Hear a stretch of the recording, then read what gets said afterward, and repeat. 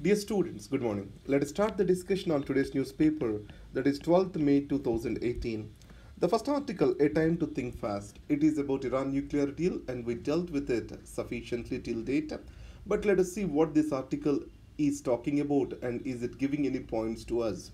So this article is written in Indian perspective and also from West Asian perspective, saying that India is going to have many consequences because of the Trump moving out of Iran nuclear deal. So the least affected will be United States of America. Then least affected will be the Europe. The worst affected will be the neighborhood and India and other energy dependent countries. That's how this article has been placed as. So in this context, it is an unreasonable act. Why? Because Iran is adhering whatever conditions put upon it in the Joint Comprehensive Plan of Action. And then, other than United States of America, the European partners, they are agreeing to the commitment or the Iran's actions. And IAEA is making regular inspections. It is also satisfied with the Iran's action. And further to this, the United States have given very lame reasons to move out of the deal. It stated that NPT, in spite of signatory of NPT, Iran has took up the clandestine nuclear program. That is the reason why this deal has come into picture. So now, with this deal, Iran has moved away from the nuclear bomb by an year. So the deal becomes very much important if we see the very context over here. So the Trump administration wants to use the very context why the deal has come to withdraw from the deal. And second, he says this deal is not comprehensive. It means it do not cover the missiles.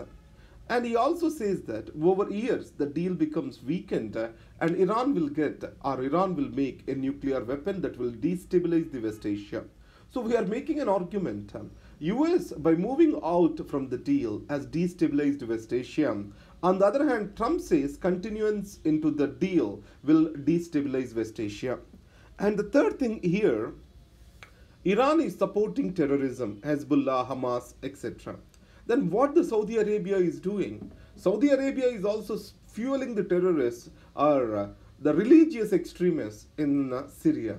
They are also doing or they are indiscriminately bombing Yemen. So what about these? What about the human rights in the other states? So that's why it is more a political reasoning rather than a rational reasoning that made Trump to make this decision. So yesterday's newspaper we saw that the Mr. Trump is looking for destabilizing Iran or looking for regime change in Iran by increasing the discontent among the people. And there is another axis which is developing, Saudi Arabia and Israel, United States of America axis against the Iran. That is the second point. Here, Saudi was long-term ally of United States of America, and Obama administration did a kind of rebalancing in West Asia. Initially, what US calls as Middle East, US tried to balance its politics based on balance between Iraq and Iran. So after Mr. Shah was thrown away and American embassy was seized in Tehran, US stance has got changed. US started supporting Iraq against the Iran. And then Saddam Hussein, has he become antagonistic to United States, US has moved towards Saudi Arabia. So it means US axis is frequently changing. In this context, India wants to balance all these three axes. Israel on one side, Saudi Arabia on the other side, and Iran on the other side. So here, with Iran, we have economic interests. With Saudi Arabia, we have economic and energy interests. With Israel, we have defense and technology interests. So that's why we don't want to be enemy to anyone. So when the things gets complicated and axes get polarized, obviously India's balancing act is going to fail. And second, if the rules-based global order is disturbed, who will trust Trump? And America very much, which is talking about rules-based order, itself is violating that. And today, regional politics are concerned. The Russia and China, these are becoming dominant. And then the existing conflicts in Syria, Yemen are expected to worsen. So here, India has drawn much close to Israel and American axis already. So how India is expected to make itself comfortable with the other powers? That is another question from the geopolitical dimension. From simple economic dimension, many of the Indians, they send remittances to India from West Asia. So most of the remittances to India do not come from Europe or Americas, but they come from West Asia. So here, these remittances are expected to decrease.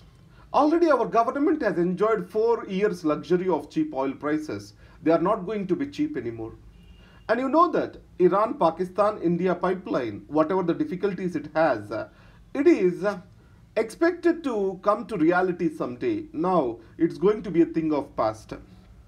And the most important thing here is India, how it is trying to, or how it will ensure its energy security in the long term if the things are going like this. These are the concerns for India.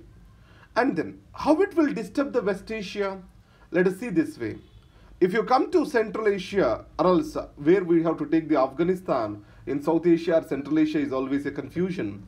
So, if you take Afghanistan, the situation is expected to go worse. In Iraq also the situation is expected to go worse because Iran is expected to play much as a bigger player in the regional conflicts. Holding back Iran, it do not have any incentive now. As the hardliners gain the voice over the existing president, Mr. Rouhani, obviously the West Asian conflicts are going to get intensified. And once they intensify, India will have a worst nightmare related to its current account deficit is concerned. This is what is the analysis. In the state of energy poverty, so if energy has to available to everyone, clean energy, electricity shall be made affordable, available to everyone, what shall we do? The first is production, and then distribution, and then affordability at the home level. So these 3 things have to be met. So with regard to production, yes, India has achieved surplus production and it is in a position to export the electricity. That's what is an important landmark in the last year. And second, with regard to production to distribution to reach the household, we need proper transmission lines, proper grid capacities. In India, that grid capacities do not exist. So because of this, the grid is expected to collapse if we pump in more electricity.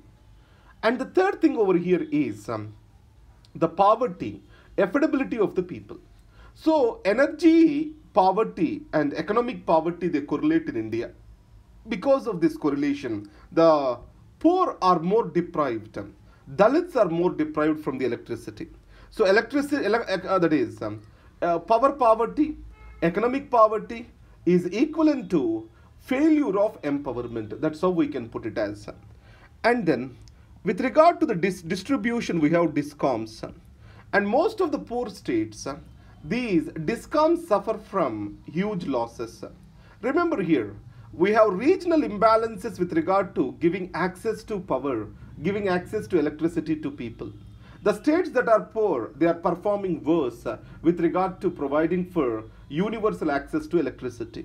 So the 3 things we need to correct. One is the income or else affordability of the people. We can correct the affordability by providing for the electricity subsidies. And these electricity subsidies in turn will worsen the situation of discoms. So how we have to handle this problem? So one thing, the discoms have to be made effective. You already know Uday scheme is there. And then the distribution channels, the capacities need to be increased. You have Deen Dayal Upadhyaya Gram Jyoti Yojana, integrated power distribution scheme for that. And then there's a lot of opposition today for the subsidies to be given to the household. So how shall we make them realize this? That is what is the biggest challenge. So if we can find that answer, then obviously this poverty, energy poverty can be solved in India. India to help settle Rohingya back in Rakhine. You know, Rohingyas, these are stateless citizens. These are Muslims who are facing a retribution in the Rakhine state of Myanmar from the Buddhists over there. And these people fled the place and they went to Southeast Asian countries. They came to Bangladesh. Few of them have also come to India. And Indian state is not ready to accept them. And the case is pending before the Supreme Court. Now, in this context, External Affairs Minister Ms. Sushma Swaraj has made a visit to Myanmar, and long pending land boundary agreement, that is also called as land border crossing agreement, it was sealed with Myanmar.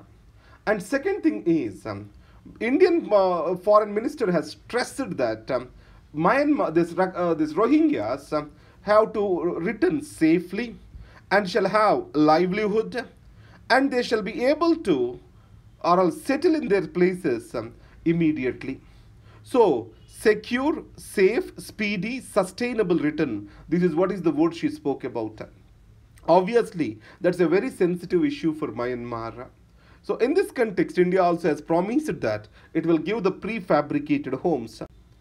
And India stands for a united, rich, strong Nepal, Prime Minister Modi. So, if you say India-Nepal relations, they are in doldrums. And you can see crust and trough regularly, quite often in between. So in this case, the Prime Minister Modi, he has made a significant visit to Nepal, and it is the fourth visit if I am not wrong. So here, he has given the stand of India.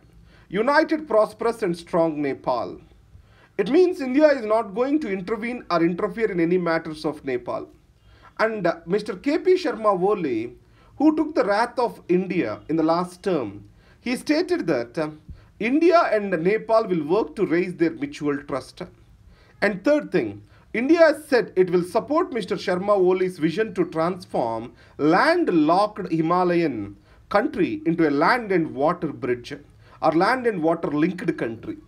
So that's what Prime Minister Modi has assured. And one more news related to this is this Ramayana circuit from Ayodhya to Janakpuri is being launched by both the Prime Ministers. You know, Swadesh Darshan, under this scheme, various circuits are being planned. One important among that is Ramayana circuit. The next article, Karnataka votes. So why these Karnataka elections are so important?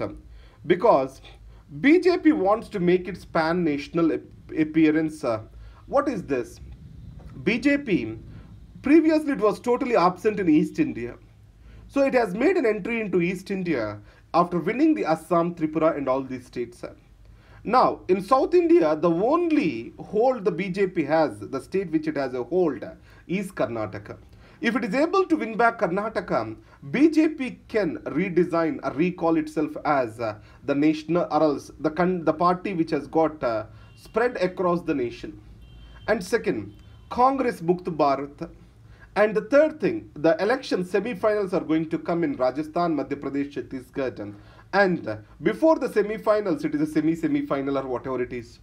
So above all, election sends a sense of feedback to the political parties and to the political system in the country. So if simultaneous elections are being held, can we get this feedback? Can we get this valuable information how the people are feeling about a particular party? Probably not. So this is how the democracy might work. I do not know. Just I am giving a perspective to your mind. If simultaneous elections are held, 5 years, either you like them or not, without your voice, you still have to obey them. So it means, are we trading our democracy and citizens' rights for something called good governance and stability in governance? You need to think about it. Right. Now, finally, I gave you the notes that is available at laix.in/CivilsPrep. Thank you very much and all the best.